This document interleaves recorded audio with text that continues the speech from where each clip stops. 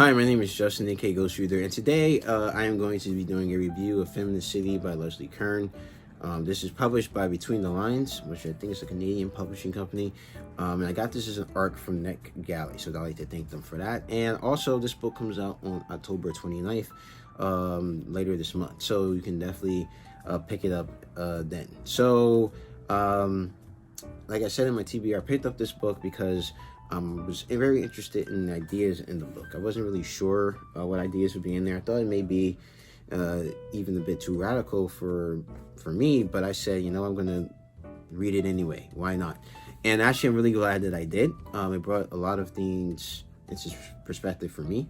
And I think that a lot of the stuff that she says are very good points. And so, in this book, in my TBR, I said that this book was mainly about the fact that women live in cities built by men and therefore don't really take into account women's needs. And this is a running theme throughout the book, but it's actually a lot more than just that. And it talks about cities and catering to moms, friendships in cities, and how the city affects friendships between women, women taking up space in their cities and owning that, women protesting in cities, women the fear that they face in the cities, and the possibility of actually finding a way to make improvements for all of them. And so, for example, like for cities, for moms, like we need to think about ways to make cities more accessible and better for moms. For example, the author relates when she was in London, not all the subway stations had elevators, so she had to basically get the kid out the stroller, pick up the stroller, and struggle to get down the stairs. And this is something that I've never even thought about before, right? And as a man who may be an urban planner and things like that, you may not think about these things. And actually, some women may not either. Say, for example, if they've never taken the subway before in their life and they're just used to driving everywhere. Maybe when you design your city, you may not think about, hey, the subway needs an elevator for people who are not only moms in strollers, but also disabled people. And I think this is one point that she really brings out in this book, is that you can't just think about this as, oh, we need to just think about, now we need to think about how the city can accommodate men and how the city can accommodate women. But you also need to think about how the city can accommodate men who are not just only white, but Black, Hispanic, women who are white and people of color, women who are disabled or abled and disabled. So you kind of have to think intersectionally when you think about how you're going to design the city to make it better for everyone. And also, we need to think about, say, for example, transportation needs for moms. We need to think about daycare, how we do daycare, perhaps different ways to make those things easier for women. Then she also talks about how the city itself and those friendships that develop in the city between women, not only for example, for safety reasons and making sure everyone gets home and stuff, that they have value, actual value that can help women throughout their lives, and that they are just as important as, say, romantic relationships, and that they're not simply substitutes, because some people may say that they're substitutes for romantic relationships, or that women's friendships can only be like the backstabbing, bratty, and things like that. But that no, these friendships can actually have value in the city, can play as a nice backdrop for that, because you have a chance to meet a lot of different women and kind of have similar experiences. Also, going to taking up space in the city, like simply walking down the street and owning your own space. And that's kind of hard in the city because you're around a lot of people.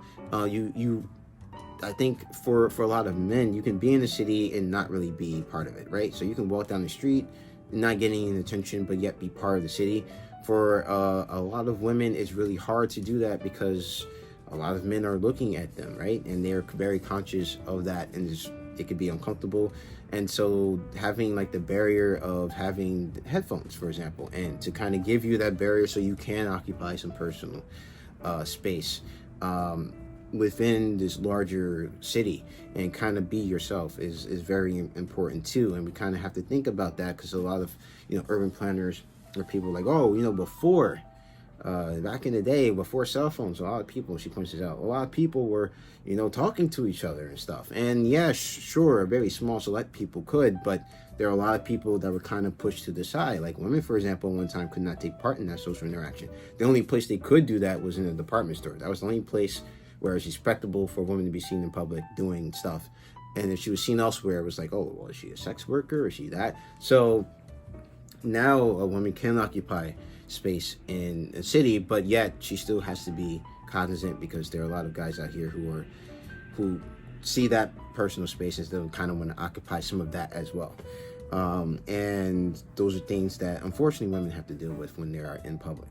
And then also women taking their own agencies. The city has been the place where women can express a lot of agency. They can protest. The city has been kind of like a hotbed for a lot of protesting, and places where they can make their voices heard. And not only women, and women of all types, women of color, women who are queer, women who are disabled. These are places where they can find other people to protest, and make their voices heard on the issues that matter about them. And finding that community is something that can be really important. Also, the city can also be, unfortunately, a place of fear. And this is actually something really interesting, because when people were looking at statistics in like the 90s about fear in women, a lot of women said they were afraid of a lot of public fear about being out and about, but a lot of the crime and stuff that was happening to them were happening in private spaces, for example in the home, with like domestic violence and stuff. And people looked at this and said, well, women must be having an irrational fear about perhaps the home or the public, because this isn't lining up. They're outwardly really afraid of being out in public and things happening to them out in public, but a lot of the violence that's happening to them is happening in like confined spaces like a home or apartment and things like that. But the thing is that they are both fears. Women are kind of, she points out that women are kind of over time learn to be afraid of certain things. So you're not going to go down that dark alley at night. You're not going to go here without letting someone know that you're there. And if you do that, you're like taking a risk in doing so. It's like if I did it, right, walk down the dark alley at night. I mean, I guess this all depends on where you live. Because if I was to walk down the dark alley where I live at, I think that I would be called a fool too. But I don't think that I would be called brave for that. But you kind of just trained not to do that stuff. But yet also, a lot of the violence that's happening is happening in private homes, unfortunately, and by people that women know, which is unfortunate. And so you kind of have like this double thing where fear isn't just, and we kind of have to think about ways that we talk about this, that we all do a lot of focus on, well, women can be assaulted like outside in the public, on college campuses, on the street, in a dark alley, but we don't talk a lot about the violence that's happening in homes, and that's something that we need to address. And also, how can we do all of this? Can we do all of this? Can we, improve the city, improve things for women, and can we do all this? And there are some places across the world that have put things in place to help their women feel better in public places, to increase accessibility for women, to make women feel safer.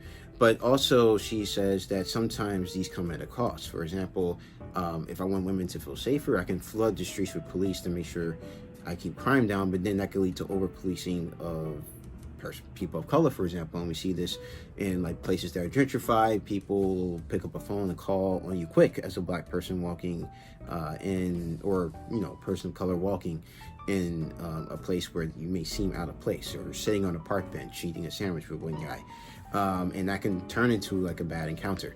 You can increase lighting on the streets to make the streets better, but you may end up pushing the sex workers who may have worked there into more dangerous parts of the neighborhood, because maybe that's where they used to work, but now the place is being gentrified, and now they push to even more dangerous places to kind of live their trade.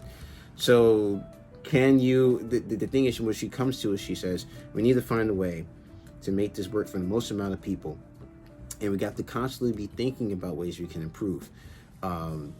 it for everyone across, whether they be white women, whether they be black men, whether they be black women, Hispanic women, disabled, not disabled, whatever they may be. We need to find ways and keep thinking about ways in order to improve the way that we design cities for women and for other people as well. And just because we don't have solutions for that now doesn't mean that we shouldn't think about it.